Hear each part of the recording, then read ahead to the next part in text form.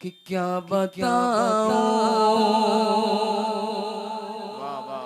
कि क्या मदीना। बिस्मिल्लाहिर्रहमानिर्रहीम। वमा खलक़तुल जिन्न वल इंसा इल्ला लियअबुदून। सदक़ल्लाहुल मौलाना अज़ीम व बल्लगना रसूलुहुन नबियुल करीम व नहनु अला ज़ालिका लमिनश शाहिदीन वश्शाकिरीन वल्हम्दुलिल्लाहि रब्बिल आलमीन।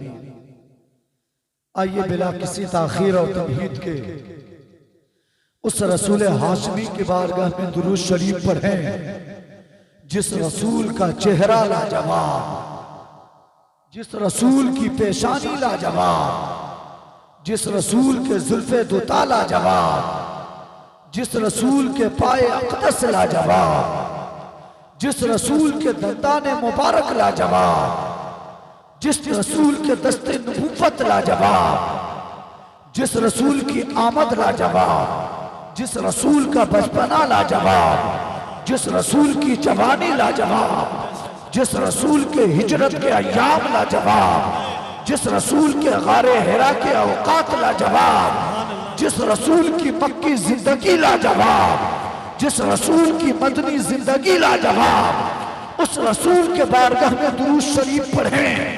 जब अपने रसूल की जिंदगी का मुआयना जब वक्त का इमाम करता है तो कभी हुजूर के पेशानी को देखता है, मुस्कुराने लगता है, हुजूर के लबे मुबारक को देखता है, मुस्कुराने लगता है, दस्ते नबूवत को देखता है, मुस्कुराने लगता है।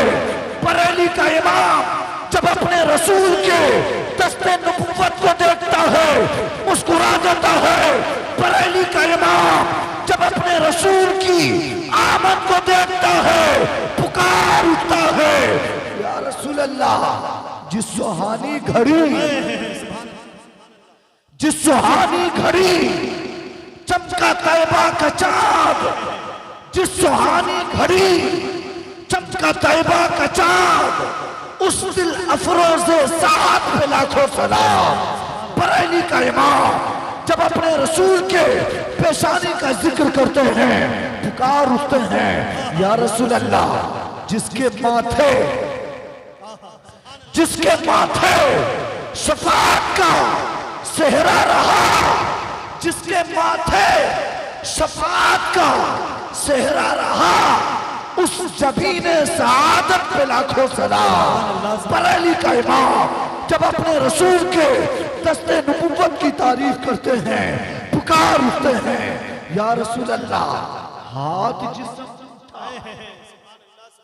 हाथ जिस्म टूटा गनी कर दिया, हाथ जिस्म टूटा गनी कर दिया, मौजे बहरे समाहत पे लाखों सलाम। बरेली का इमाम जब अपने रसूल की तारीफ करता है, पुकार उठता है, या रसूल अल्लाह। क्या महकते हैं महकने वाले, बू पे चलते हैं भटकने वाले, आसियो थाम लो दामन उनका, वो नहीं हाथ झटकने वाले। कैफे दरियाए करम में है रजा, पांच फव्वार छलकने वाले। बरेली का इमाम जब अपने रसूल की तारीफ करके थक जाते हैं तो आखिर में कहते हैं, या रसूल अल्लाह, या रसूल अल्लाह। सरवर कहूं, सरवर कहूं, सरवर कहूं के मालिको मौला कहूं तुझे, बाग़े खलील का गुले ज़ेबा कहूं तुझे।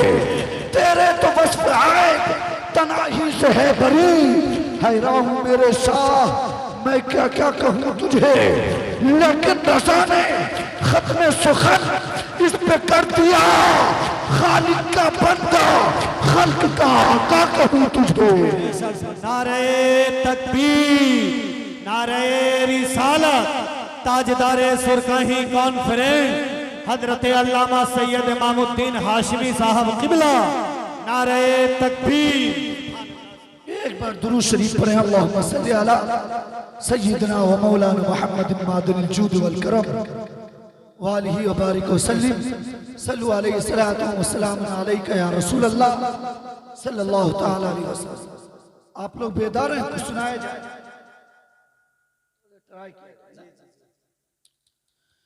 बिल यकीन अब मुझको जीना आ गया, बिल यकीन अब मुझको जीना आ गया, बिल यकीन अब मुझको जीना आ गया। अरे सामने जिस्म मदीना आ गया, सामने जिस्म मदीना आ गया। और सीरते सरकार को पढ़कर सुनो, सीरते सरकार को पढ़कर सुनो। अरे अच्छे अच्छों को करीना आ गया, अच्छे अच्छों को करीना आ गया, अच्छे अच्छों को करीना आ गया। और मक्ता हाशमी बख्शिश को तेरी हश्र में, हाशमी बख्शिश को तेरी हश्र में, हाशमी बख्शिश को तेरी हश्र में। अरे देख ले शाहे मदीना आ गया, सुभान अल्लाह, सुभान अल्लाह। देख ले शाहे मदीना आ गया।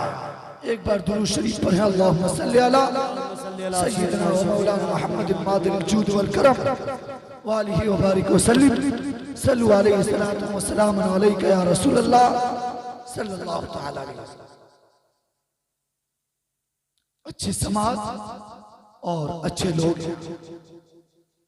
आपके दयार में पहली मर्तबा हाजिरी हुई।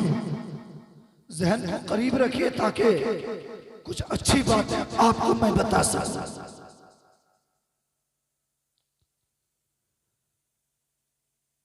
अल्लाह ने आपको अपने रसूल की उम्मत में पैदा किया। किसमें? उस रसूल की उम्मत में पैदा किया जो रसूल आदम से भी बेहतर रसूल है, जो रसूल मूसा से भी बेहतर रसूल है, जो रसूल ईसा से बेहतर रसूल, जो रसूल दाऊद से बेहतर रसूल, जो रसूल जकरिया से अच्छे रसूल, जो रसूल यहया से अच्छे रसूल। बल्कि अल्लाह ने आपको ऐसे रसूल की उम्मत में पैदा किया जो रसूल तमाम रसूलों के इमाम है। और आपको अल्लाह ने तमाम उम्मत में बेहतर बनाया। अल्लाह ने आपको तमाम नबियों की उम्मत से बेहतर पैदा किया। अल्लाह ने आदम को भेजा, उसकी उम्मत को भेजा, मूसा को भेजा, उसकी उम्मत भी आई, ईसा को भेजा, उसकी उम्मत भी आई, यहया को भेजा, उसकी उम्मत भी आई, जकरिया को भेजा, उसकी उम्मत भी आई, जुल्किफ्ल को भेजा, उसकी उम्मत भी आई, लूत को भेजा, उसकी उम्मत भी आई।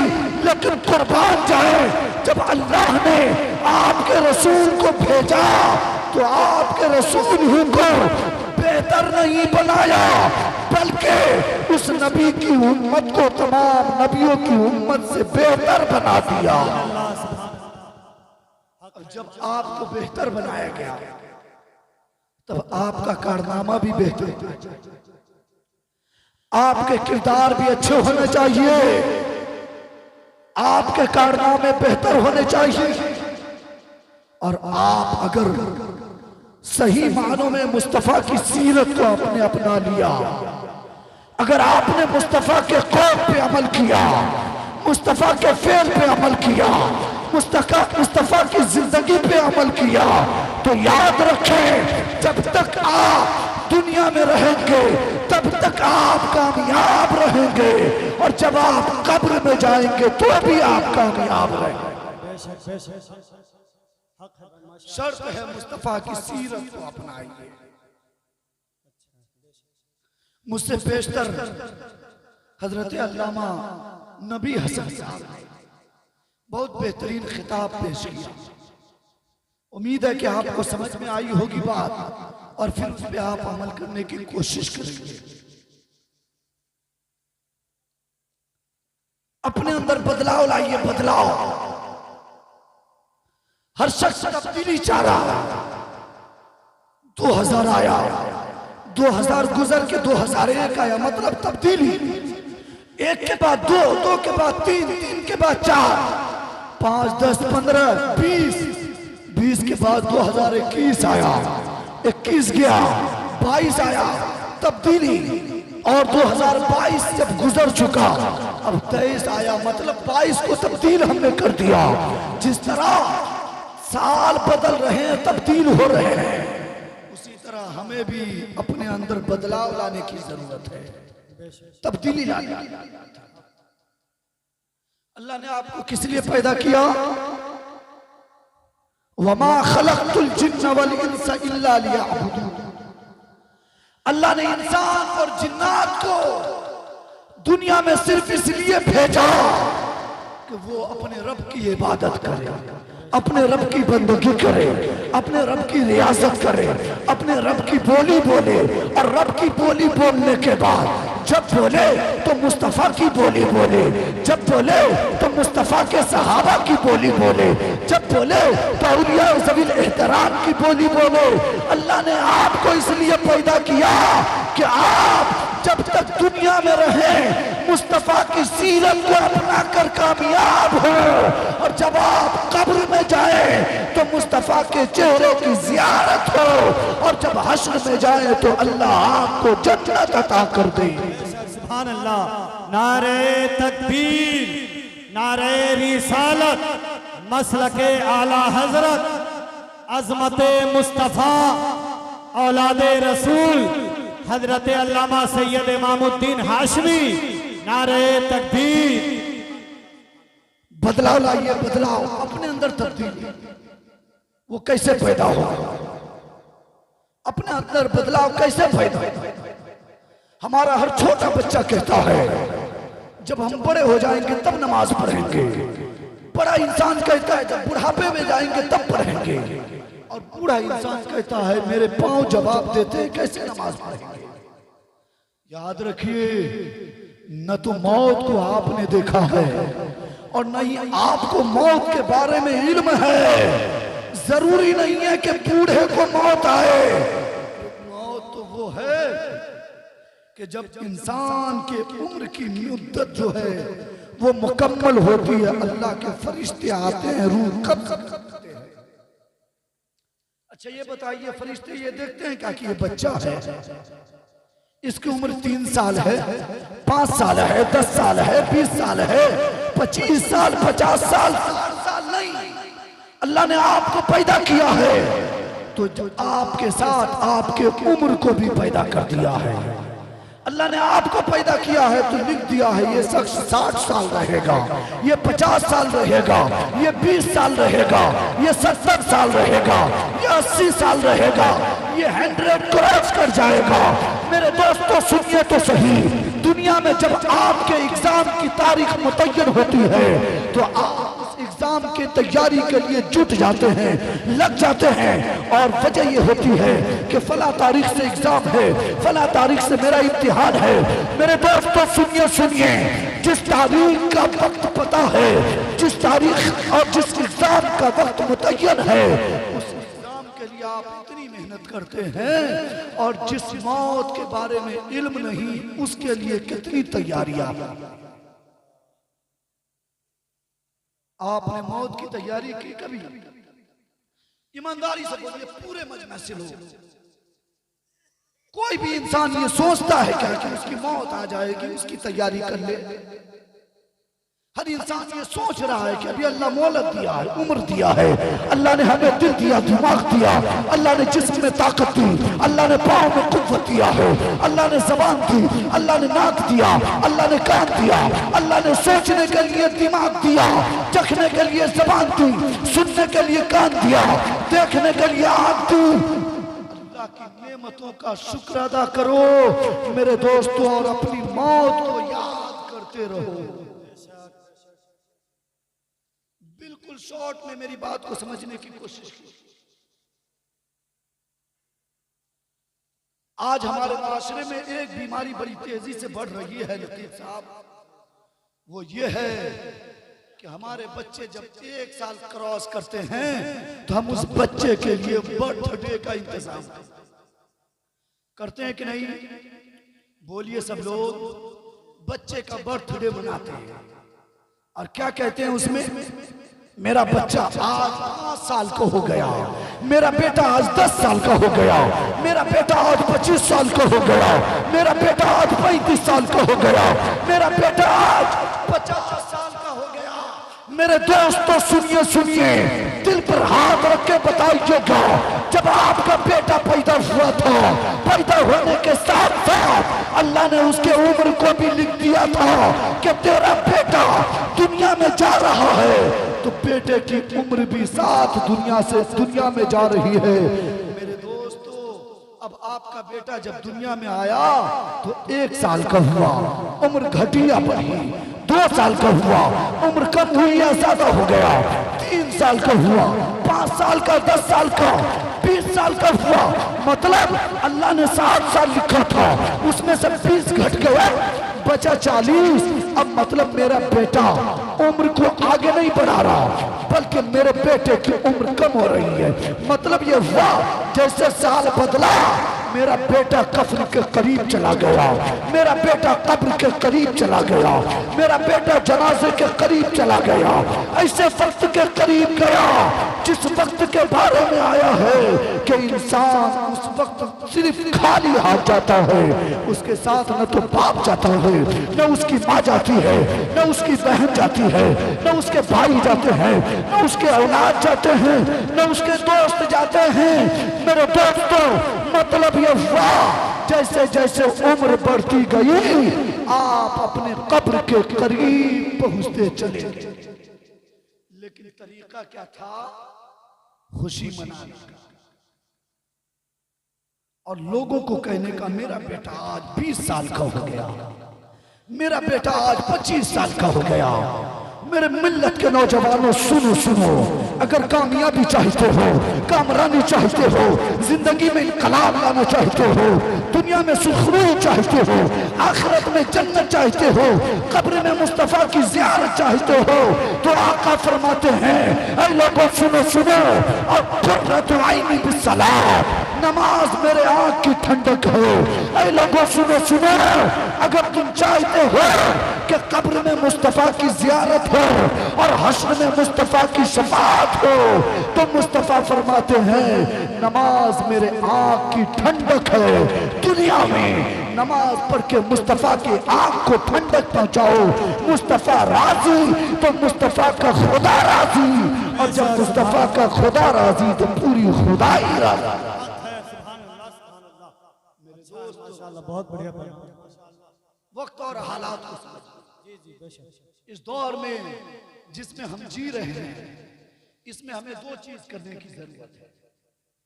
नंबर 1 नमाज की पाबंदी, और नंबर 2 बच्चों के दरमियान एजुकेशन को आम करना है। तालीम पर फोकस, और सबसे पहले नमाज। बात समझ में आ रही है ना? माशाअल्लाह। ये देखिए, खतीब ज़ीशान हजरत चतुर्वेदी महान हजरत अल्लामा मौलाना मोहम्मद काजिम रजा साहब किबला समस्तीपुरी की आमद बड़े नूर पे हुई। नारा लगाए, नारे तकबीर, नारे रिसालत, मसलक आला हजरत हजरत अल्लामा सैयद इमामुद्दीन हाशमी, नारे तकबीर। बात समझ में आ रही है? सबसे पहले नमाज पढ़िए। नमाज इसलिए कि आपने अगर नमाज छोड़ा तो याद रखिए आप दर दर भटकते रहेंगे, फिरते रहेंगे, कभी इस मार्केट में, कभी उस मार्केट में, कभी इस इलाके में, कभी दूसरे इलाके में, कभी तीसरे शहर में, कभी चौथे शहर में। बन के आप कामयाबी के लिए दर दर भटकते रहेंगे, लेकिन कामयाबी नहीं मिलेगी। अगर आपको कामयाबी चाहिए तो आप सुबह में उठिए, सबसे पहले 2 रकत फज्र की नमाज पढ़िए, रब से मांगिए। रब इतना देगा जिसको न तो आप शुमार कर सकते हैं, और जिसके जहां तक आपके बहमो गुमान का परिंदा परवाज कर सकता है। सबसे पहले नमाज। बगैर नमाज का कुछ है क्या? बोलिए, है? बगैर नमाज के कुछ है? बगैर नमाज के कुछ नहीं है।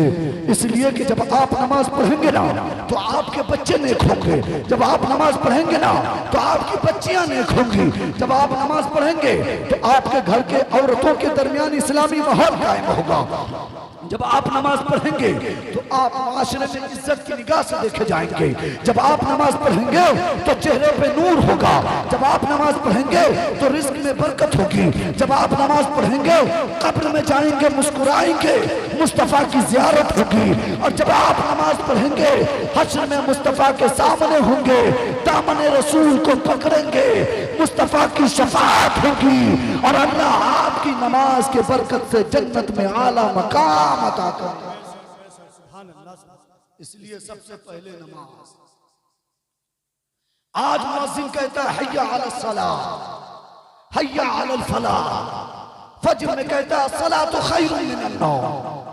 हमने समझा मुअज्जिन क्या कह रहा है, वो आपको क्या पैगाम दे रहा है। मुअज्जिन कहता है हय्या अलस सलाह, आओ नमाज की तरफ, हय्या अलल फलाह, आओ कामयाबी की तरफ। ऐ लोगों, जिस कामयाबी को तुम मार्केट और बाजार और रोडों पे घूम रहे हो, जिस कामयाबी को तुम चाय के होटलों में ढूंढते हो ना,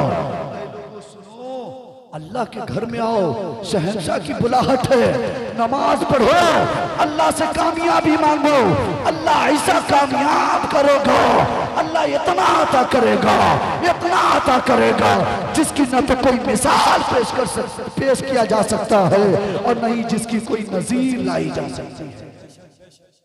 सबसे पहले नमाज। नंबर 2 पे है एजुकेशन, तालीम। आज लोगों की ये शिकायत है, इंसान को अभी बहुत अजीब माहौल बना हुआ है। इंसान को कुछ भी हो, अगर कोई बीमारी ही क्यों ना हो, इंसान फौरन पहुंचता है, मौलाना साहब एक ताबीज दीजिए, मुफ्ती साहब एक ताबीज दीजिए, पीर साहब एक ताबीज दीजिए, पीर साहब ये कर दीजिए, वो कर दीजिए, पीर साहब फला काम कर दीजिए। मेरे दोस्तों सुनिए, गौर कीजिए, किसी को बुरा लगे तो माफ कीजिएगा, मैं किसी का नाम नहीं लेता, जो इस्लाम का कानून है पेश कर देता हूँ, अमल कीजिएगा, आप कामयाब नहीं कीजिएगा, मेरा काम है बताना, मैं बताकर गुजर जाऊंगा। मेरे दोस्तों, आज हमारी शिकायत है, मेरे बच्चे नाफरमान, ताबीज दे दीजिए, मेरे बच्चे नाफरमान है, ताबीज दे दीजिए, मेरी बेटियां मेरा कहना नहीं मानती, ताबीज दीजिए, मेरी बीवी मेरे हुक्म पे नहीं चलती, ताबीज दीजिए, मौलाना साहब मेरे रोजी में बरकत नहीं है, ताबीज दे दीजिए, मौलाना साहब कुछ ऐसी ताबीज दीजिए ना कि उम्र बढ़ जाए, मौलाना साहब कुछ ऐसा काम कीजिए ना कि हम पूरे इलाके में सबसे ज्यादा इज्जतदार हों। मेरे दोस्तों सुनिए तो सही, ये ताबीज बाद में, ये पीर साहब बाद में, ये आम इंसान बाद में, ये आम चीजें बाद में। सबसे पहले अगर औलाद को नेक देखना चाहते हैं, बेटी को वफादार बनाना चाहते हैं, बीवी को सीरत मुस्तफा की पाबंद बनाना चाहते हैं, दोस्तों सबसे पहले अपने रब के बारगाह में जाना होगा। और जो रब के बारगाह में सर को झुका लेता है, रब उसे आसमान के इतना ऊंचा बुलंद कर देता है, इतना बुलंद करता है कि दुनिया उसकी मिसाल कायम की करती है और दुनिया उसकी नजीर पेश करने लगती है। सुभान अल्लाह। आज मार्केट में बहुत सारे पीर साहब लोग भी निकले, जहन को करीब रख के सुनिए, आपका ये मुजफ्फरपुर और वैशाली ये ऐसा इलाका है जिस इलाके में पीर की कमी नहीं है। गलत बोल रहे हैं क्या? पीर की कमी नहीं है। अल्लाह ताला ऐसे अच्छे पीर को अल्लाह सलामत रखे और उसके सदक़े में अल्लाह हमें भी सलामत रखे। लेकिन जो पीर शरीयत के मुताबिक नहीं चलता हो, उस पीर का अंजाम क्या होगा? बहुत सारी ऐसी कौम भी है दुनिया में, बहुत सारे ऐसे लोग भी है दुनिया में, बहुत सारे ऐसे मुरीद भी है दुनिया में, बहुत सारे ऐसे अफराद भी है दुनिया में जो ये कहते हैं सुनिए सुनिए, आप कहते हैं नमाज पढ़ो, आप कहते हैं रोजा रखो, आप कहते हैं माँ की खिदमत करो, आप कहते हैं पड़ोसियों के हुकूक को अदा करो, आप कहते हैं मेरे इलाके में जो गरीब लोग हो उसकी मदद करो। लेकिन बात समझ में नहीं आती। हमारे पीर साहब कहते हैं नमाज मत पढ़ो, हम तुम्हारे पीर हैं, हम तुम्हें जन्नत में ले जाएंगे। मेरे दोस्तों याद रखिएगा, अगर कोई ऐसा पीर होगा दुनिया में जो मुरीद को नमाज के लिए रोकता होगा, तो कब्र में सबसे पहले वो पीर की पिटाई होगी, उसके बाद उसके मुरीद के भी छक्के पे छक्के लगे। इसलिए कि अल्लाह ने आपको दिल दिया है, अल्लाह ने दिमाग दिया है, अल्लाह ने आंख दिया है, अल्लाह ने जिस्म के हिस्से दिए हैं, अल्लाह ने जिस्म में ताकत दी है, अल्लाह ने बॉडी में भी ताकत दी है। तो आप अच्छी चीजों को देखिए, अच्छाई को समझिए, बुरी चीजों से दूर हो जाइए। पीर आपको क्या खाक जन्नत में ले जाएगा। जो पीर खुद आपकी इबादत करके, जो पीर खुद अल्लाह की इबादत न करके अल्लाह को नाराजी कर सका, अल्लाह के रसूल को नाराज रखा और अल्लाह के मुकद्दस वलियों को नाराज रखा, वो पीर का खाक आपको जन्नत में ले जाएंगे। वो तो खुद मैदान महशर में इज़हबू इला गैरी कहेंगे। आपने सुना है ना, कहेंगे और नबी इज़हबू इला गैरी, मेरे हुजूर के लब पर आना लहा। जब अंबिया कहेंगे इज़हबू इला गैरी, जब आदम कहेंगे इज़हबू इला गैरी, मूसा कहेंगे इज़हबू इला गैरी, ईसा कहेंगे इज़हबू इला गैरी, यहया कहेंगे इज़हबू इला गैरी। मतलब जब तमाम नबी कहेंगे मैं खुद परेशान हूँ, मैं खुद परेशान हूँ, जब अल्लाह के मुकद्दस नबी परेशान महशर में, तो ये बेनमाज पीर आपको क्या खाक जन्नत में ले जाएगा। इसलिए पीर परस्ती बाद में कीजिएगा, सबसे पहले शरीयत मुताहरा की पाबंदी कीजिए और अपने अंदर इस्लाम की तालीम को आम करने की कोशिश। अभी देखिए हजरत, अभी अजमेर शरीफ का उर्स करीब, इसमें एक फितना ये होता है कि हमारे भोले भोले मुसलमान, हमारे इतने प्यारे मुसलमान, इतने लाजवाब मुसलमान जो 2-2 लाख का जलसा सजा लेते हैं, लेकिन यही मुसलमान अपने मस्जिद के इमाम को जो 30 दिन तक आपके लिए नमाज भी पढ़ाता है, आपके बच्चे के कान में अजान भी देता है, आपके घर में जो लोग बीमार हो उसे दम भी करता है, रात में 1 बजे 2 बजे 3 बजे इमाम आपकी मदद के लिए आते हैं। मेरे दोस्त, उस इमाम को आप 30 दिन में मेहनत का 5000 देते और इतने बड़े जलसे को 2 लाख में 1 हफ्ते के अंदर सजा लेते। कितने भोले हैं आप, कितने प्यारे हैं। हर चीज की कद्र को समझने की कोशिश कीजिए। हमसे पेशतर खतीब साहब ने कहा ना कि एक बच्चा गुलेल के साथ हीरे को उड़ा, मतलब उसे हीरे की पहचान नहीं थी, मतलब उसे नहीं मालूम था वो पत्थर है या हीरा, मतलब उसे ये नहीं मालूम था कि उस पत्थर के अंदर क्या खासियत है। मेरे दोस्तों समझिए, अल्लाह ने आपको अशरफुल मखलूकात बनाया, तमाम नबियों की उम्मत से बेहतर बनाया, तमाम नबियों की उम्मत से आला बनाया। अल्लाह ने आपको लाजवाब बनाया, बेमिसाल बनाया, बेनज़ीर बनाया, बिल्कुल आला बनाया, बिल्कुल अफजल बनाया। जब अल्लाह ने आपको इतना प्यारा बनाया तो आपका कारनामा भी बेहतरीन और आला। लेकिन हम क्या कर रहे हैं, इमाम साहब को देंगे महीना में 5000 और अगर 100 बढ़ाने की बात कर दिए इमाम साहब तो सुबह में बोरिया बिस्तर गोल। क्या है मिंटू भाई गलत? पूरे हिंदुस्तान घूमते हैं ना, देख रहे हैं ना, सिर्फ यहीं की हालत नहीं पूरे इंडिया की वही हालत है। दुआ कीजिए कि अल्लाह ताला तमाम मुसलमानों को हिदायत दे, आलिमों की कद्र को समझने की अल्लाह तौफीक दे। मेरे दोस्तों सुनिए सुनिए, अजमेर शरीफ का मौसम आया है, उर्स का मौसम कितना प्यारा मौसम है, शान के साथ गरीब नवाज का उर्स हो जो अल्लाह के मुकद्दस रसूल के खानदान से हो, नबी का नवासा हजरत गरीब नवाज जिसका उर्स है। इतने प्यारे गरीब नवाज, अपनी जिंदगी में नमाज को आपने नहीं छोड़ा, अपनी जिंदगी में आपने नेकी नहीं छोड़ा। गरीब नवाज का ऐलान था, ऐ लोगों सुनो सुनो, अगर तुम्हारे पड़ोस में कोई भूखा हो तो पहले खुद न खाओ, उसके मुंह तक निवाला पहुंचाओ, उसके बाद खाना। वही गरीब नवाज है जो गरीब नवाज कहते हैं अगर कोई गरीब हो तो उसके साथ जुल्म न करो, अच्छा बर्ताव करो। गरीब नवाज तो मुस्तफा की सीरत पे अमल करते हैं, मुस्तफा की जिंदगी को आम कर रहे हैं। मेरे दोस्तों सुनिए तो सही, गरीब नवाज जिसके उर्स में आप बस में भर भर कर, ट्रेन में भर भर कर, प्लेन में भर भर कर जाते हैं। मेरे दोस्तों सुनिए, वही गरीब नवाज ने कभी नमाज क्यों नहीं छोड़ा, हमेशा नमाज की आपने पाबंदी की है। और जब आपने नमाज की इतनी पाबंदी की तभी अल्लाह ने आपकी शान को इतना बुलंद कर दिया।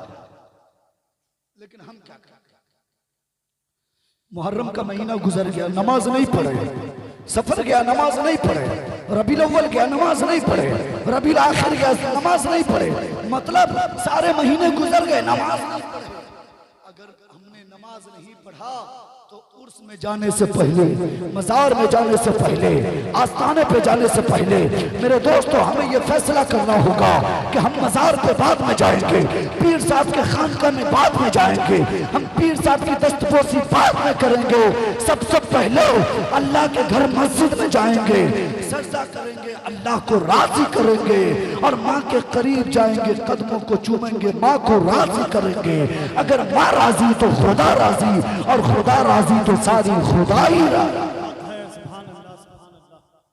और एक सिस्टम तो ये बना हुआ है कि उर्स में अकेले नहीं जाते, अपने घर की औरतों को भी याद रखिए, कब्र में आपको अकेले जाना है, हश्र में अपने अकेले आपको आप अपने किए पर हिसाब किताब देना है, अल्लाह के सामने आपको मुंह दिखाना है। इसलिए औरतों की हाजिरी, आला हज़रत सरकार ने लिखा मज़ारात पे औरतों की हाजिरी जायज नहीं।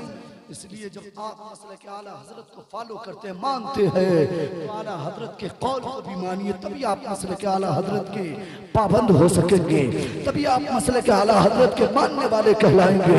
इसलिए कि आपने जब आला हजरत के अहकाम के खिलाफ कारनामा अंजाम दिया, आप मसले के आला हजरत में से नहीं हुए, और जब आप मसले के आला हजरत यानी मसले के अहले सुन्नत में से नहीं हुए तो फिर आपका ठिकाना जहन्नम होगा। याद रखिए, बहुत सारे लोग ये सोचते हैं कि हम सुन्नी है, जन्नत में चले ही जाएंगे। अरे भाई, इतना आसानी से जन्नत मिल जाता ना, इतना आसानी से जन्नत मिल जाता तो हजरत उमर फारूक रातों में उठ उठ कर रोते नहीं। इतने आसानी से जन्नत मिलता तो हजरत अबू बकर सिद्दीक रात में आंसू नहीं बहाते। इतने आसानी से जन्नत अगर मिल जाया करते तो मेरे दोस्तों हजरत दाऊद अलैहिस्सलाम इतना नहीं रोते कि वहां की जमीन गीली हो जाती। जन्नत इतना आसान और खेल तमाशा नहीं, कोई खिलौने का नाम नहीं जो आपको दो चार कीमत में मिल जाए। अरे जन्नत तो उस चीज का नाम है मेरे दोस्त कि अगर आप दुनिया में नेकी करेंगे तभी आपको जन्नत मिलेगी। अगर आपने दुनिया में नेकी नहीं की, नमाज की पाबंदी नहीं की, आपने अपने वालिदैन की खिदमत नहीं किया, पड़ोसियों के हुकूक को नहीं अदा किया, और आपने बेवाओं के साथ अच्छा सलूक नहीं किया, और यतीमों के सर पे दस्ते शफकत नहीं फेरा, तो याद रखिएगा जन्नत तो दूर की बात, जन्नत की खुशबू भी आपको नहीं मिलेगी। मेरी बात तो कड़वी जरूर होती है, लेकिन दिल से सुनिएगा तो समझ में बात आ जाएगी। हालात बदल चुके, साल बदल चुके, अपने अंदर बदलाव लाने की कोशिश। जैसे ही 31 दिसंबर की तारीख होती है, नौजवान है उसकी नजर घड़ी पे है, लड़कियां उसकी नजर घड़ी पे है, घर की खवातीन है उसकी नजर घड़ी पे है, घर का मुखिया उसकी नजर घड़ी पर है, और सब ये देखते हैं कैसे 12 पे सुई जाए कि एक दूसरे को हैप्पी न्यू ईयर कह के पुकारे। मेरे दोस्तों, जिस तरह उस घड़ी के सुई को देखते हैं कि साल बदलने वाला है, उसी तरह काश अपने अमल को देखते, अपने किरदार को देखते और अपने अंदर बदलाव लाते तो पूरी दुनिया ये कहने पर मजबूर होती कि नबी का दीवाना ऐसा है तो इसका मुस्तफा कैसा होगा, और जब इसका मुस्तफा ऐसा है तो उसका इस्लाम कितना अफजल होगा। इसलिए तब्दीली लाइए, तब्दीली बदलाव लाइए, हदीस पाक समाप्त करते जाए। आका फरमाते हैं मैदान महशर में 3 गिरोह को लाया जाए। कितने को? 3 को। 3 लोग मैदान महशर में लाए जाए। पहली जो ग्रुप होंगी ना, उससे परवरदिगार आलम पूछेगा तुम कौन हो? वो कहेगा परवरदिगार आलम हमें दुनिया में लोग सखी कहते थे, हमें दुनिया में लोग बांटने वाला कहते थे, हमें दुनिया में लोग देने वाला कहते थे, हमें दुनिया में लोग अता करने वाला कहते थे, इसलिए परवरदिगार आलम हमें लोग सखी कहता है। परवरदिगार आलम कहेगा अच्छा तुम वही हो जो दुनिया में दिखावे के लिए दूसरे की मदद करते थे, तुम वही हो जो लोगों को दिखाने के लिए दूसरे का हेल्प करते थे।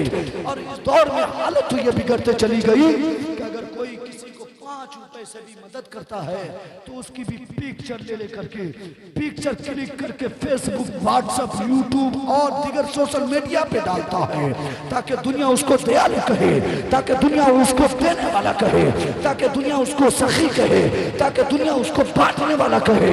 मेरे दोस्तों सुनिए सुनिए, अगर आप दुनिया में बांटते हैं, अगर आप दुनिया में नेकी करना चाहते हैं तो दिल में रब के डर को रख करके, खौफ खुदा को रख करके अल्लाह के नेक बंदों पे खर्च कीजिए। और जब दिल में अल्लाह का खौफ होगा तो वो आपका खर्च करना अल्लाह को भी पसंद होगा, उसके रसूल को भी पसंद होगा और उसका बदला दुनिया में भी मिलेगा। और अगर अल्लाह राजी हो गया तो मरने के बाद उसके सदक़े में आपको जन्नत अता कर दिया जाएगा। आज हमारे हालात क्या हो गए? अगर पड़ोस में कोई गरीब हो, मुस्तफा ने कहा था, आमना के लाल ने कहा था, अब्दुल्ला का बेटा बोलता है, आमना का बेटा बोलता है, हजरत मोहम्मद अरबी कहता है, हजरत हसनैन का बाबा कहता है, हजरत हसनैन का नाना कहता है, हजरत फातिमा का बाबा कहता है। मुस्तफा फरमाते हैं ऐ लोगों सुनो सुनो, तुम में से कोई इंसान उस वक्त तक कामिल मोमिन नहीं हो सकता जब तक कि अपने औलाद से ज्यादा, अपने घर बार से ज्यादा, अपने पड़ोसियों से ज्यादा, अपने बच्चों से ज्यादा, अपने बेटियों से ज्यादा, अपने इलाके से ज्यादा। मुस्तफा फरमाते हैं अगर कोई इंसान कामिल मोमिन बनना चाहता है तो सबसे ज्यादा अपने रसूल से मोहब्बत करे। और जो इंसान सबसे ज्यादा मुस्तफा से मोहब्बत करता है वो इंसान की दुनिया भी कामयाब हो जाती है, कब्र में भी कामयाब होता है और हश्र में भी वो इंसान कामयाब हो जाता है। नारे तकबीर, नारे रिसालत, ताजदारे सुरकाही कॉन्फ्रेंस, फैजाने सरकारे सुरकाही, हजरत अल्लामा सैयद इमामुद्दीन हाशमी, सरजमीने मोमिनपुर डुमरी शरीफ। नारे तकबीर। बात समझ में आ रही है या नहीं समझ में आ रही है? मुस्तफा फरमाते हैं अगर तुम्हारे पड़ोस में कोई गरीब हो, कोई मजदूर हो, कोई लाचार हो, मुस्तफा कहते हैं उसका मजहब ना देखो, वो सिख है या ईसाई, वो हिंदू है या मुस्लिम, मजहब बाद में। मुस्तफा का फरमान है कि सबसे पहले उसकी मदद करो। अगर आपने किसी गैर मुस्लिम की बगैर धर्म पूछे, बगैर उसका मजहब पूछे आपने मदद कर दिया तो हो सकता है आपके इस काम से वो मुतासिर हो जाए, और जब आपके इस काम से वो इंप्रेस होगा तो वो ये कहने पर मजबूर होगा कि मुस्तफा का जब दीवाना ऐसा है तो इसका सरकार, इसका मुस्तफा यानी मोहम्मद अरबी कैसा होगा, और जब इसका मोहम्मद रसूलुल्लाह वैसा है तो फिर इसका खुदा कितना आला होगा। जब तुम ऐसी मदद करोगे इंसान भी मुस्तफा का कलमा पढ़ेगा, इस्लाम में दाखिल होगा। अगर आपके तबलीग पे एक इंसान भी कलमा पढ़ लिया तो याद रखिए वो भी कामयाब और आप भी कामयाब होंगे।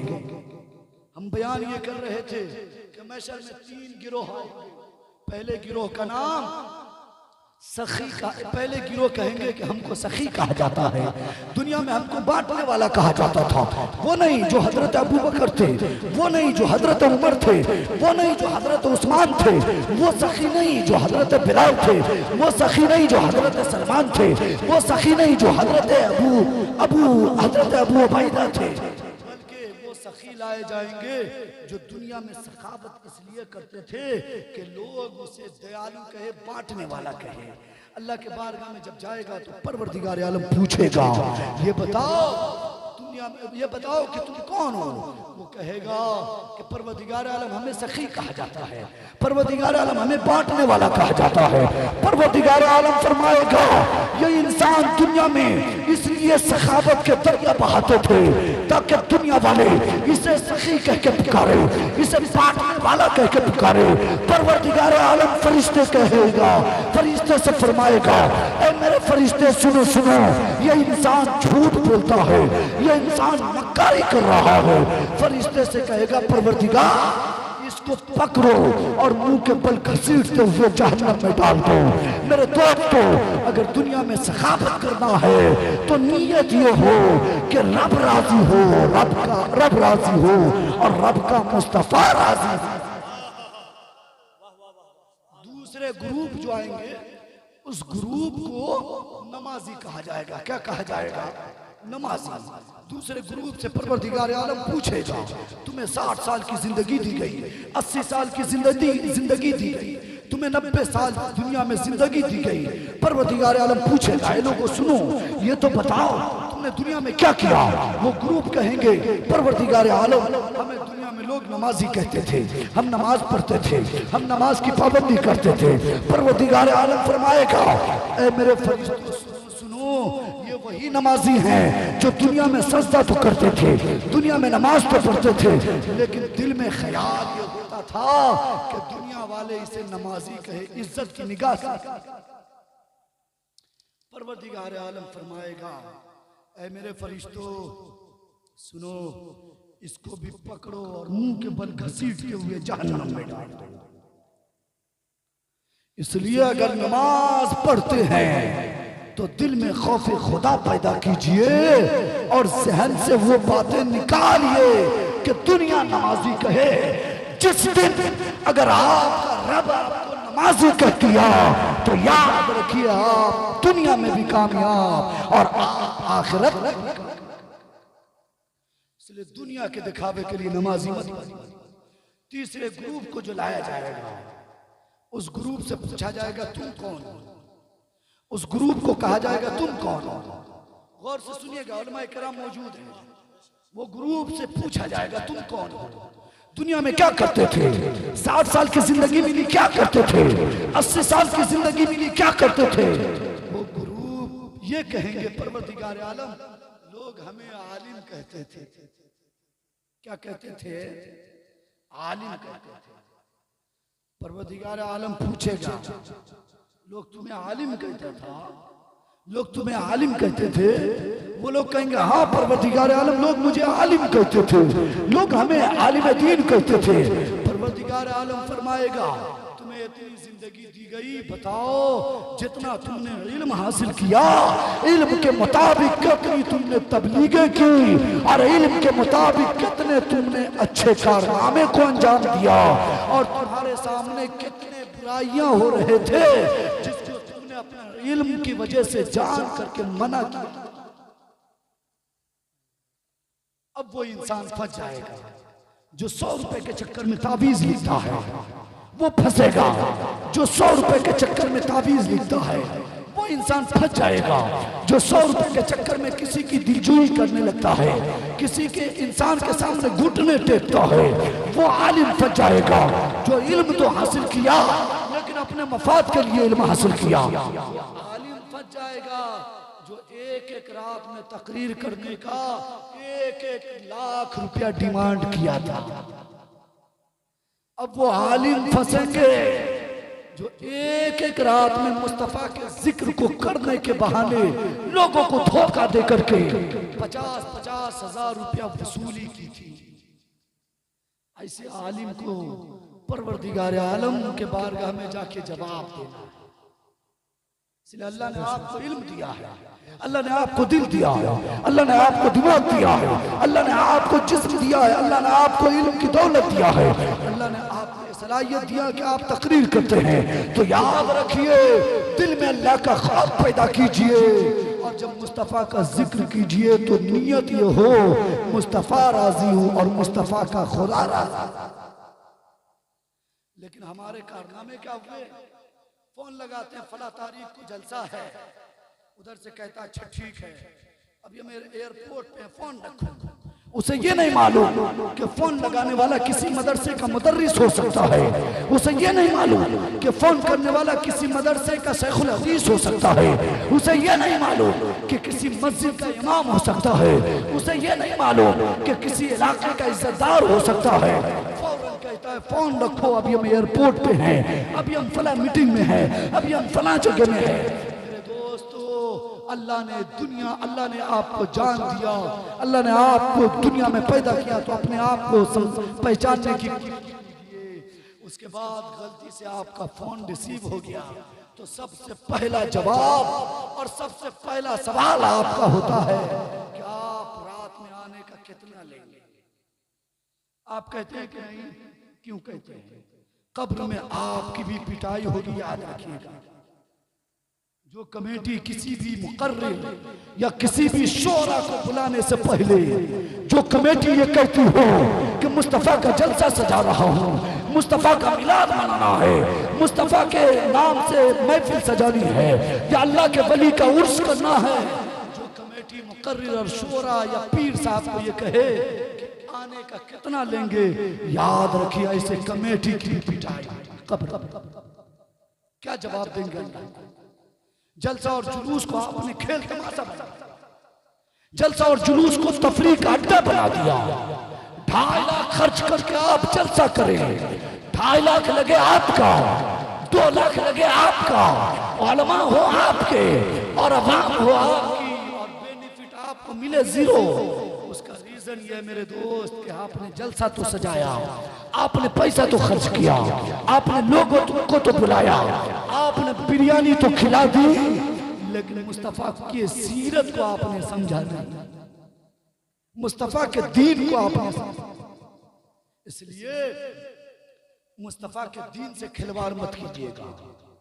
एक शायर दुनिया में था जिसे दुनिया हजरत हसन बिन साबित कहते हैं, व अहसनु मिन कलम तरक़त ऐनी व अजमलु मिन कलम तलिदिन निसा खुलिक़त मुबर्रअन मिन कुल्लि ऐबिन कन्नका क़द खुलिक़त कमा तशा।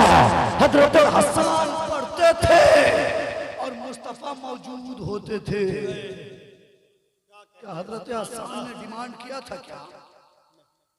किया कभी?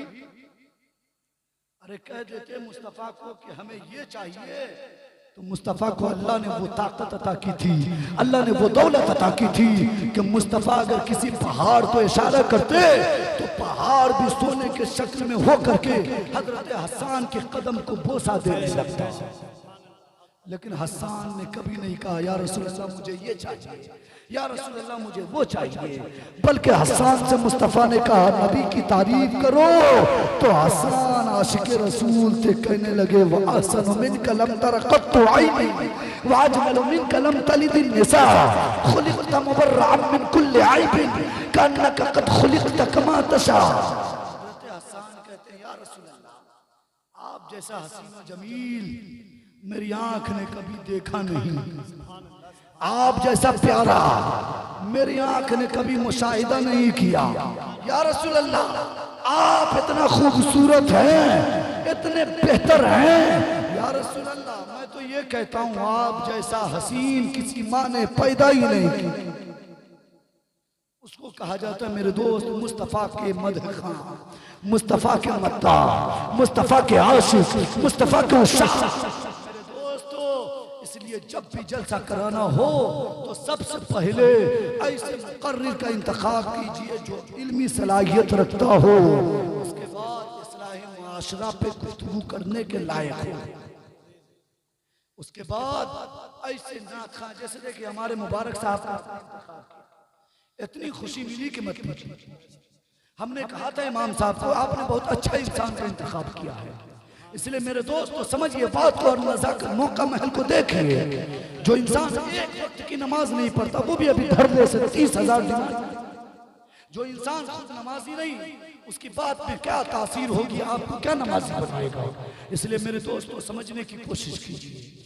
आप जलसा मनाते हैं, मनाइए जरूर। आप जलसा का एहतमाम करते हैं, करिए जरूर। आप जलसा सजाते हैं, सजाइए जरूर। लेकिन उससे पहले आप ये समझिए कि सही क्या है, गलत क्या है, किसका इंतखाब करना है, किसको नहीं बुलाना है। तो जो आशिक रसूल हो उसे बुलाइए, और जो आशिक रसूल ना हो उसे मत बुलाइएगा। समझ रहे हैं बात को? आखिर में जो जमात जाएगी उसका नाम होगा, वो लोग कहेंगे हमें आलिम लोग बोलते थे। परवरदिगार आलम कहेगा वही लोग, वही आलिम जो 5 मिनट में 5 खत्म कर देते थे। अरे अवाम तो अवाम है भोली भाली। 5 मदरसे के छोटे छोटे बच्चों को बुला करके हमारी अवाम कहती है 5 खत्म कुरान मेरे बाप के नाम से पढ़ दिया। कितना अफसोस की बात है, कितनी ताज्जुब की बात है। अरे एक छोटा बच्चा जो सही से अभी पाकी ना समझ सके, जो बच्चा अभी नमाज रोजा हज ज़कात ना समझ सके, जो बच्चा अभी कुरान को कायदे से ना समझ सके, वो बच्चा क्या खाक आपके लिए 5 खत्म कर पाएगा? इसलिए गलती उस बच्चे की नहीं, आपकी है। आप ऐसा डिमांड ही क्यों करते हैं कि बच्चा और बच्चे का उस्ताद अपनी इमामत बचाने के चक्कर में, अपना मुसल्ला बचाने के चक्कर में, अपनी नौकरी बचाने के चक्कर में धरले से आपको वो कह देते हैं ठीक है 5 खत्म आपको मिल जाएंगे। मेरे दोस्तों, आपने जैसे जबान से कहा 5 खत्म, स्टाफ ने कहा हाँ मिल गया, याद रखिए उसने कहा मिला, आपने कहा दीजिए, उसने कहा मिला। आपके वालिद कब्र से कहने लगे कुछ भी नहीं मिला। इसलिए याद रखिएगा, बच्चे जब आपके घर में कुरान पढ़ने आए, कुरान की तिलावत करने आए, अरे कुरान का वकार तो वो है, कुरान की शान तो वो है कि कुरान को देखना इबादत, कुरान को चूमना इबादत, कुरान को सीने से लगाना इबादत, कुरान को पोसा देना इबादत, और कुरान को चूमना इबादत। तो जो बच्चे आपके घर में आए कुरान पढ़ने, उसे मोहब्बत की निगाह से देखिए और कह दीजिए आपसे जितना बेहतर हो उतना ही तिलावत कीजिए। अगर बच्चा दिल से एक रुकू पढ़ दिया तो याद रखिए एक पढ़ने में 70 मिलता है, एक हर्फ में 70 में की एक रुकू पढ़ दिया ना, और अल्लाह अगर कबूल कर लिया तो आपके वालिद को उसके सदक़े में अल्लाह जन्नत अता कर देगा। इसलिए अपने अंदर बदलाव पैदा कीजिए, सोच को बदलिए। इंसान अपने बच्चों को तालीम नहीं दे, इंसान की हालत भी बहुत अजीब है। बच्चों को मदरसे लाइन से नहीं पढ़ाएंगे, कुरान की तालीम नहीं देंगे। आका फरमाते हैं तलबुल इल्म फरीदतुन अला कुल्ली मुस्लिम व मुस्लिमा। मुस्तफा फरमाते हैं, आमना का बेटा कहता है, अब्दुल्ला का लाल कहता है, ऐ लोगों सुनो सुनो, इल्म दीन हासिल करना हर मुसलमान मर्द और औरत पे फर्ज है। का इनकार किया, बच्चों को तालीम नहीं दी, और जब हमने बच्चों को कुरान की तालीम नहीं दी तब फिर हमें अफसोस ये हुआ कि जब हमारा कोई दुनिया से चला गया तो फातिहा पढ़ने के लिए हाफिज साहब को बुलाते हैं, इमाम साहब को बुलाते हैं, मौलाना साहब को बुलाते हैं, पीर साहब को बुलाते हैं। अरे अपने अंदर जज्बा पैदा कीजिए, मुस्तफा के दीवाने हैं तो दीवाने बनकर रहिए। अपने बच्चों को कुरान की तालीम दीजिए ताकि जब आप कब्र में जाएं तो आपका बच्चा आपके नाम से कुरान की आयत पढ़े, साले सवाब करे। अल्लाह को ये अदा इतनी पसंद आएगी कि एक बेटा अपने बाप की गैर मौजूदगी में अपने बाप के लिए, बेटा यतीम तो जरूर हो गया लेकिन अपने बाप के लिए साले सवाब करेगा तो रब की रहमत भी जोश में आएगी, और जब रब की रहमत जोश में आएगी तो यकीनन उस बेटे के दुआ के बरकत से अल्लाह आपके गुनाह को बख्शेगा, कब्र के अजाब से भी आप महफूज होंगे, और हश्र में अल्लाह आपको जन्नत अता कर देगा। इसलिए बदला तब्दीली लाई। आखिरी बात, आखिरी जमात जो होगी वो आलिम होगी। परवरदिगार आलम फरमाएगा, अच्छा तुम वही लोग हो जो तुमने इल्म हासिल की थी ताकि लोग तुम्हें आलिम कहे, लोग तुम्हें टोपी और कुर्ता देख करके हाथ पांव चूमने लगे, लोग तुम्हें आलिम कहकर पुकारे। परवरदिगार आलम फरमाएगा, ऐ मेरे फरिश्ते सुनो सुनो, ये ऐसा इंसान है जिसने इल्म तो हासिल किया था, लेकिन इल्म सिर्फ इसलिए हासिल किया था ताकि दुनिया इसे आलिम कहे। परवरदिगार आलम कहेगा, तुमने इल्म हासिल किया, दुनिया में लोगों ने तुम्हें आलिम कह दिया, अब फरिश्तों को हुक्म होगा, ऐ मेरे फरिश्तों सुनो सुनो, इसे भी खींच कर मुंह के बल जहन्नम में डाल दो। अल्लाह अकबर।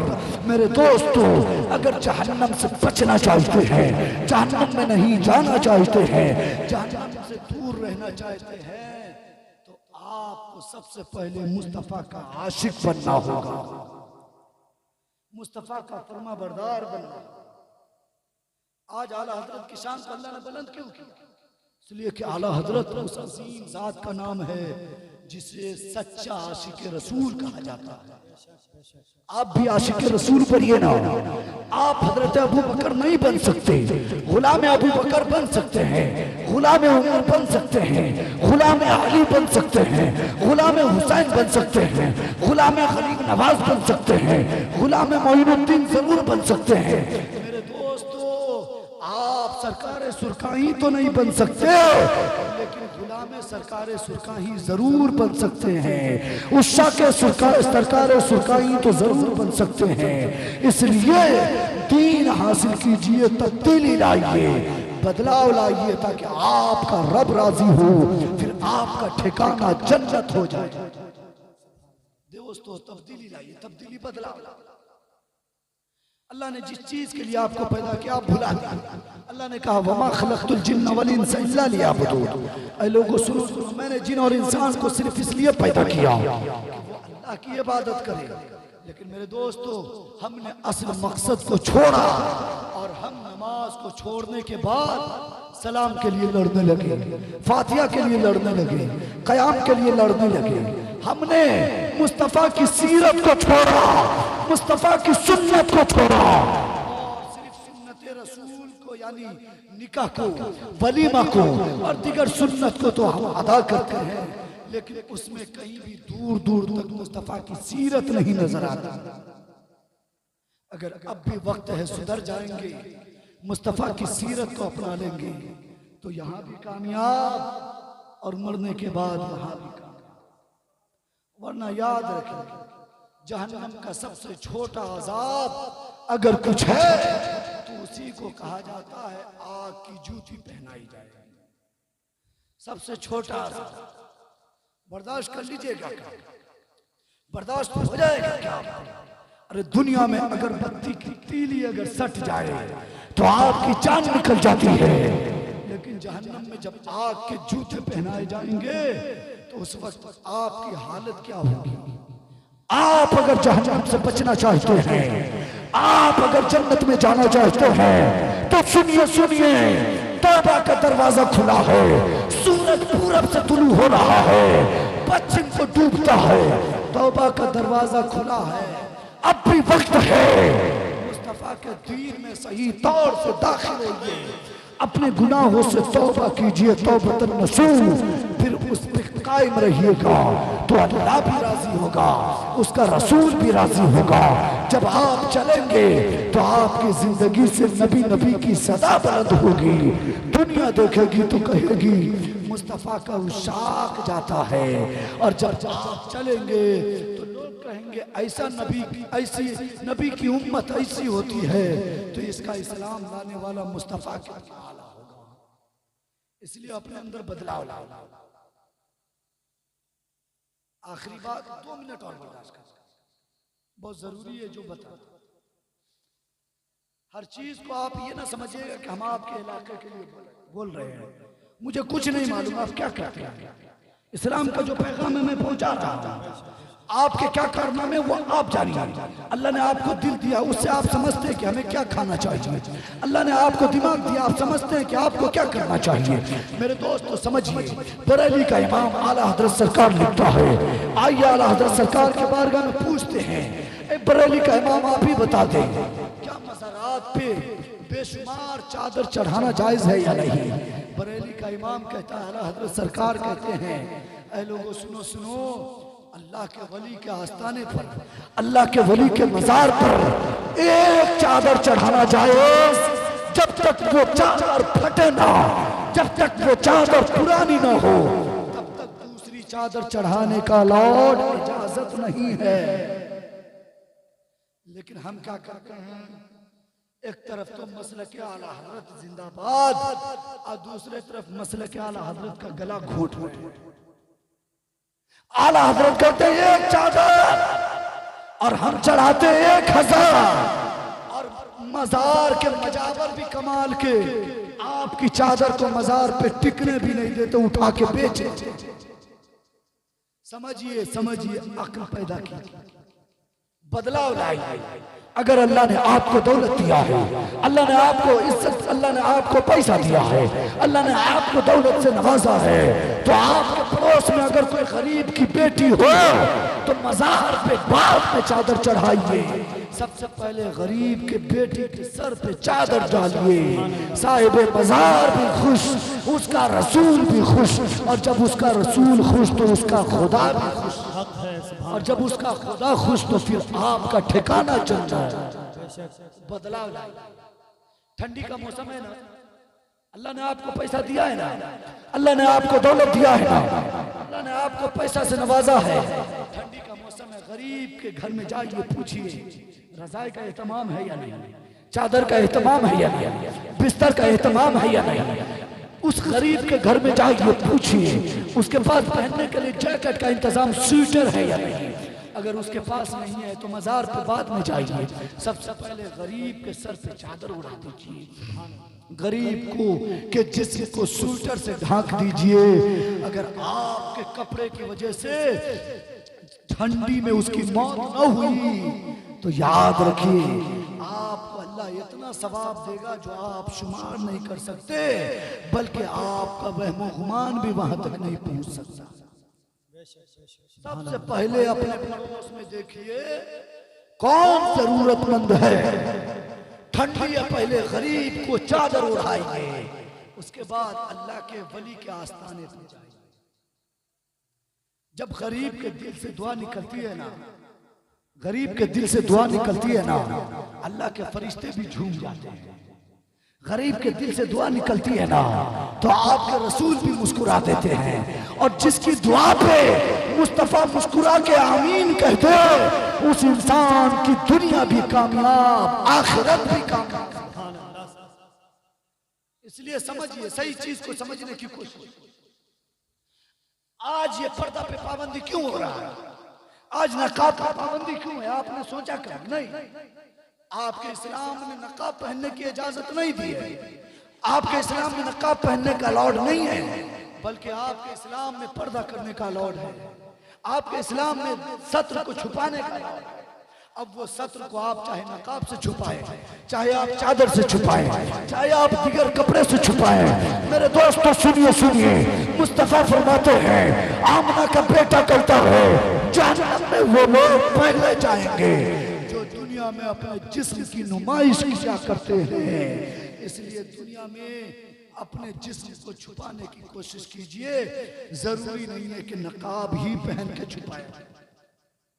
अल्लाह के नबी की बेटी फातिमा का नाम सुना है ना आपने? अरे कोई मामूली खातून है क्या? क्या ये कम है कि मुस्तफा की बेटी है?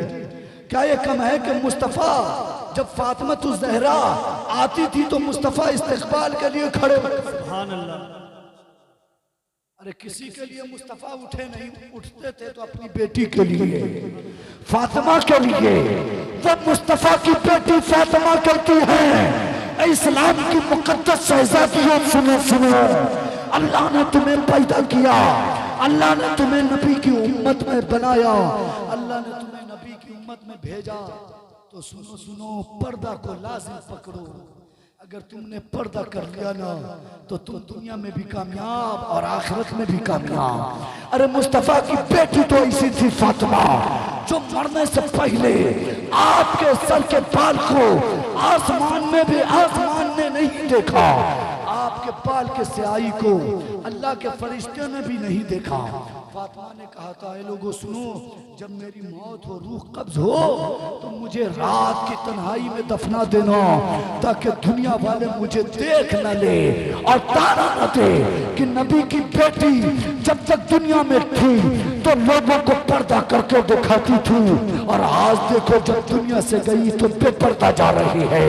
नबी की बेटी कहती है, जिस तरह दुनिया में मेरे बाल कोई न देख सके, उसी तरह जब मेरी रूह कब्ज हो तो रात में दफनाना, ताकि रात के हिस्से में कोई मुझे देखे ना, मेरे बाल को न देख ले।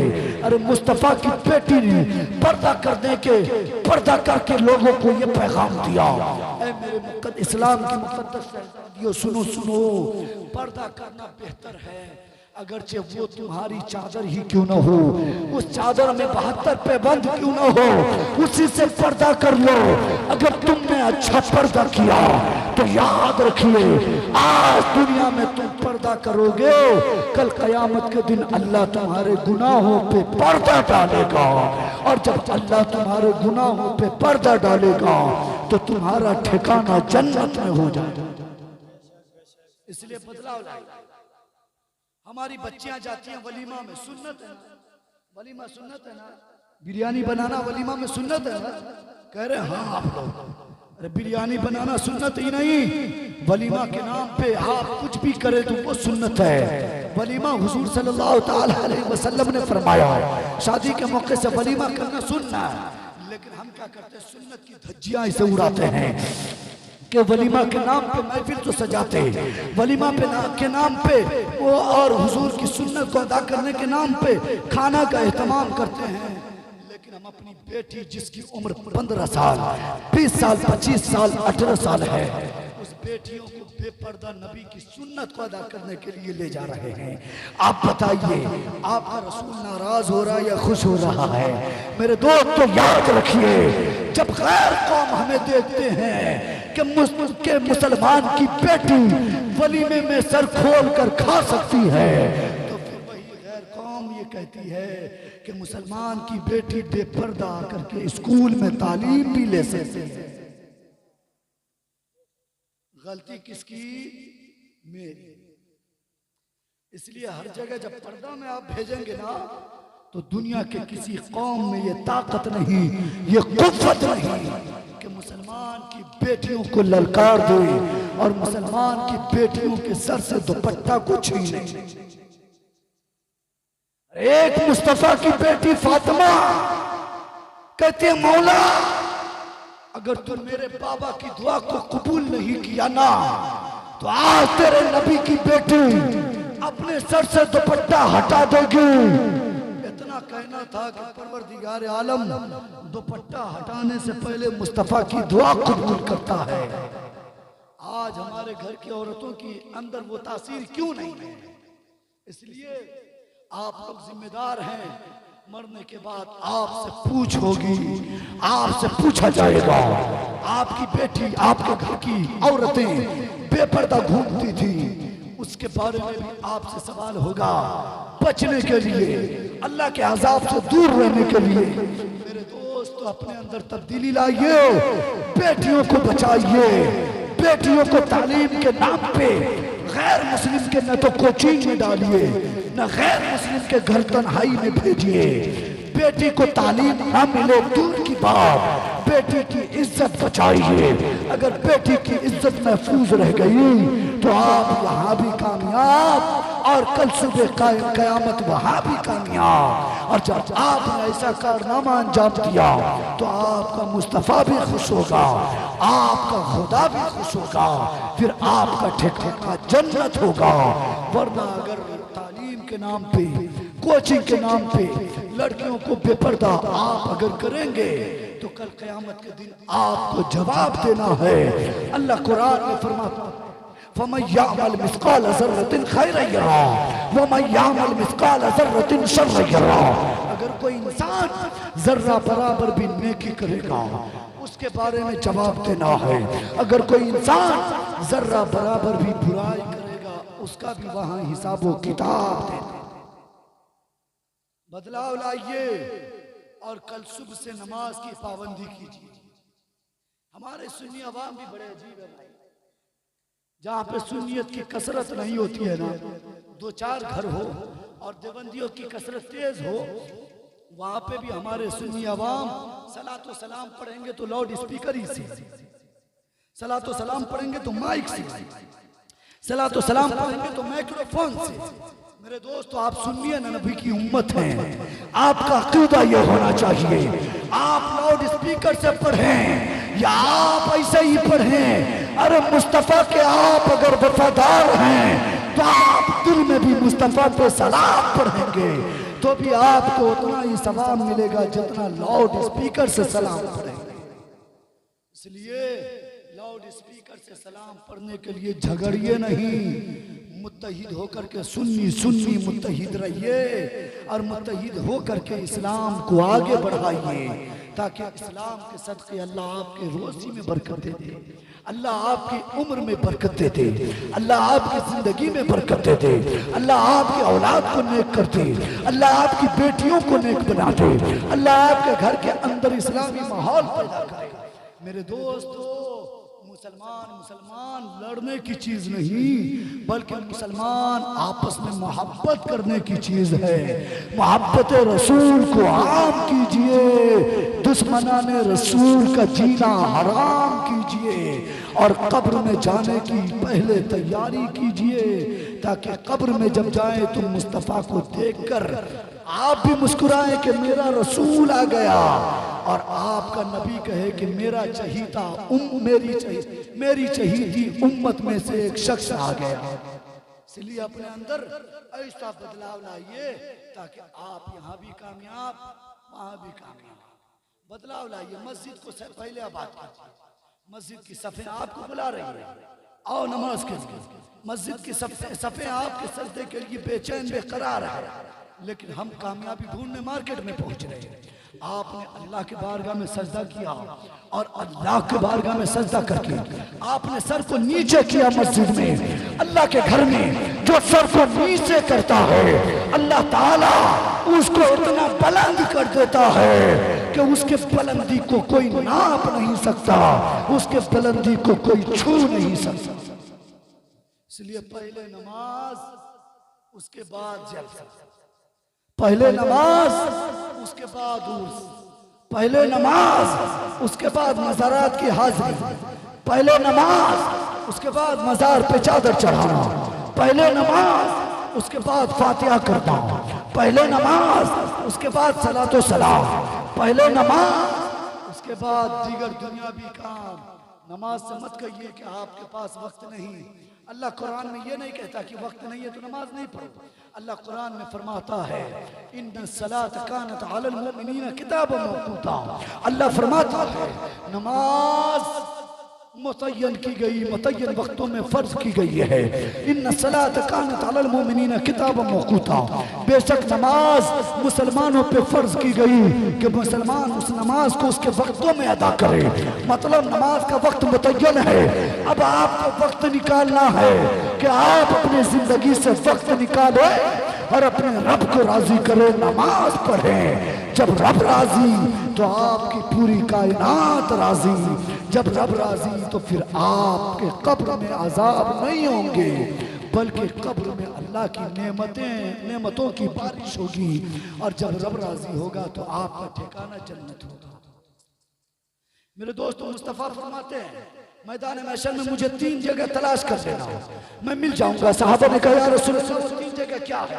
मुस्तफ़ा फरमाते हैं सुनो सुनो, पहला मकाम वो है। साहबा कहते हैं या रसूल अल्लाह आदम से लेकर के सुबह क़यामत तक तमाम अफराद मौजूद होंगे। या रसूल अल्लाह आपको कैसे पहचानेंगे, आपको कैसे जानेंगे कि आप किधर हैं? मुस्तफ़ा फरमाते हैं पहला मकाम वो है जिसको पुल सिरात कहा जाता है। मुस्तफ़ा फरमाते हैं पुल सिरात के पास आ जाना, मैं तुम्हें मिल जाऊंगा। मुस्तफ़ा कहते हैं सुनो सुनो, पुल सिरात के पास मैं मौजूद रहूंगा। सहाबा ने कहा क्या पुल सिरात के पास आपको भी दिक्कत होगी क्या?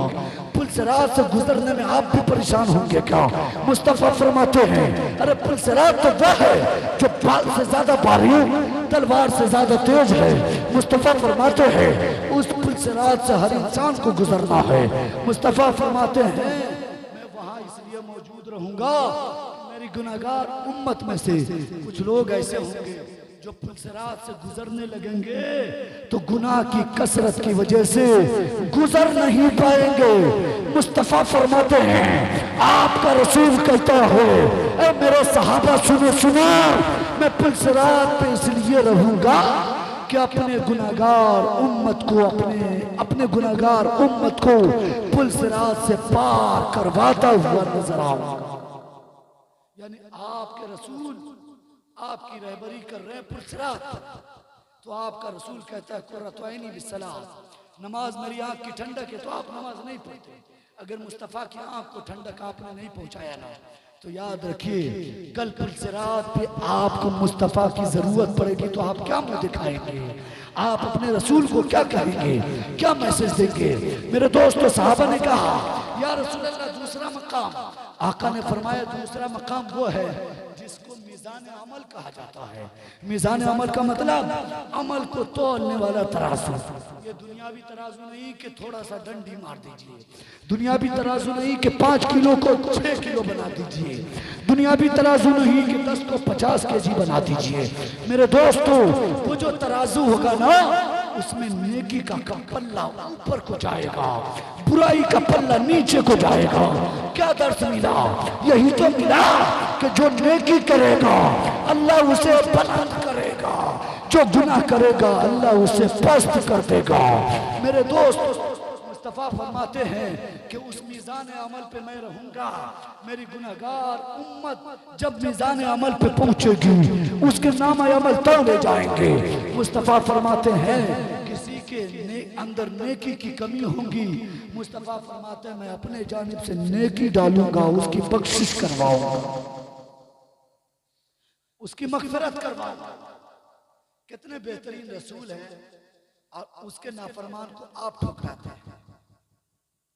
मुस्तफ़ा ने फरमाया अन्निकाहु मिन सुन्नती फमन रग़िबा अन सुन्नती फलैसा मिन्नी।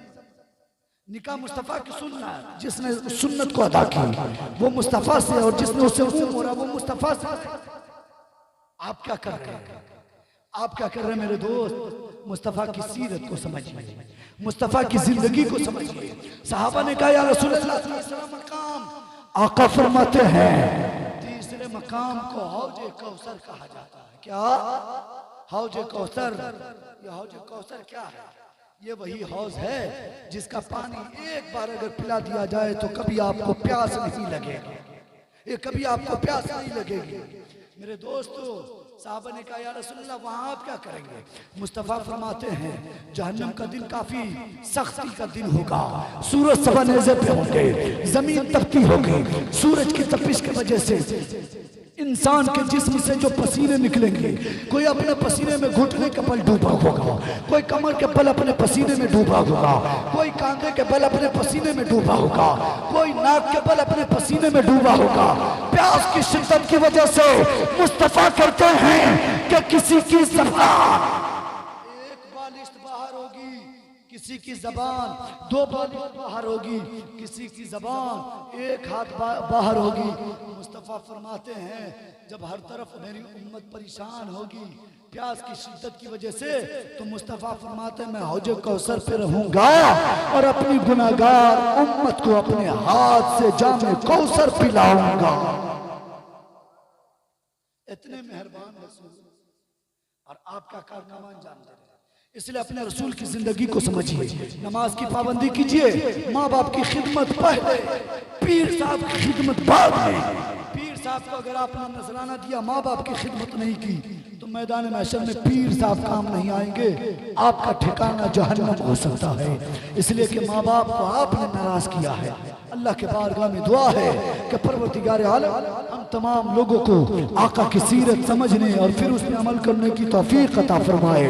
परवरदिगार आलम लोगों को मुस्तफ़ा की जिंदगी को समझने और उसके मुताबिक अमल करने की तौफीक अता फरमाए। बोलने में आमदन कसदन सहवन अगर कुछ गलतियां हो गई हो तो अल्लाह माफ अता फरमाए।